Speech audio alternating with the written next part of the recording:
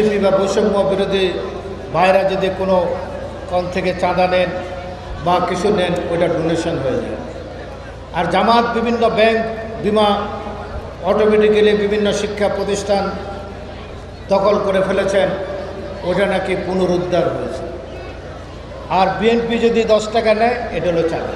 যারা এই নির্বাচনে বিএনপিকে বলেন বিএনপি নাকি প্রশাসন দখল করে আছেন, আমি তাদের উদ্দেশ্যে বলতে চাই, কারা প্রশাসন দখল করেছেন, কারা এখানে দুটি কথা আজকে বাংলাদেশে আসছে, যদি এনসিপি বা বৈষম্য বিরোধী ভাইরা যদি কোনো কোন থেকে চাঁদা নেন বা কিছু নেন, ওইটা ডোনেশন হয়ে যায়। আর জামাত বিভিন্ন ব্যাংক, বিমা, অটোমেটিক্যালি বিভিন্ন শিক্ষা প্রতিষ্ঠান দখল করে ফেলেছেন, ওটা নাকি পুনরুদ্ধার হয়েছে।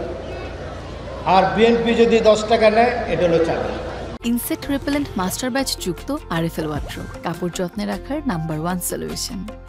এখন এইভাবে যে একটা নিউজ হাজার হাজার, এখানে আমাদের ইয়াসিন ভাই বলেছেন যে একটাই বিভিন্নভাবে আজকে মানুষের চরিত্র হরণ করার জন্য একটা মিডিয়া কাজ করছেন। এই মিডিয়া দিয়ে কোনো কাজ হবে না। একটি কথা আমি এখানে সুস্পষ্টভাবে বলতে চাই, 90-এর গণঅভ্যুত্থানের পরেও শেখ হাসিনা আস্ফালন করেছিলেন দমদম বিমানবন্দরে। যখন তাকে সাংবাদিকরা জিজ্ঞাসা করলেন, প্রিয় নেত্রী, আপনি তো বাংলাদেশের প্রধানমন্ত্রী হবেন, আপনার প্রতিদ্বন্দ্বী কয়টি আসন পেতে পারেন? উনি তাচ্ছিল্যের সাথে বললেন, 10টি আসন পেলেও পেতে পারে, নাও পেতে পারে। কিন্তু আল্লাহর বিধি, আল্লাহ যার কপালে যেটা লিখে রেখেছেন, বাংলাদেশের মানুষ সেদিন বেগম খালেদা জিয়াকে ধানের শীষে ভোট দিয়ে বাংলাদেশের ইতিহাস রচনা করেছেন। বাংলাদেশের প্রথম মহিলা প্রধানমন্ত্রী হিসাবে তাকে নির্বাচিত করেছিলেন। শেখ হাসিনা 80টি সিট পেয়ে সন্তুষ্ট হয়েছিলেন। উনি পদত্যাগের নাটকও করেছিলেন।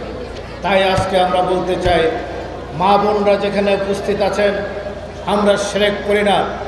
জামাত ইসলাম করলে নাকি আপনি বেহেশতে চলে যাবেন, তাদের নেতারা, তাদের মহিলা ইয়েরা বাড়িতে বাড়িতে আমাদের মা বোনদের এই কথাটি বলেন।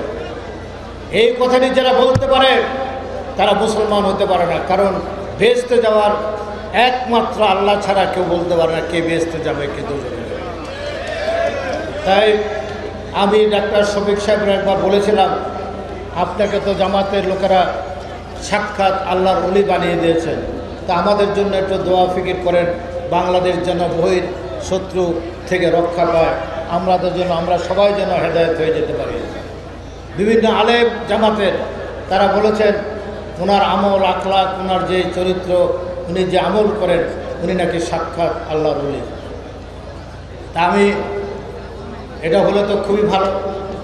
উনি একসময় অবিভক্ত ছাত্রলীগ করেছেন, পরে জাসদ ছাত্রলীগ করেছেন, পরে উনি গণবাহিনীর নেতা ছিলেন, পরে উনি জামাতে এসেছেন, এখন উনি জামাতের আমির হয়েছেন।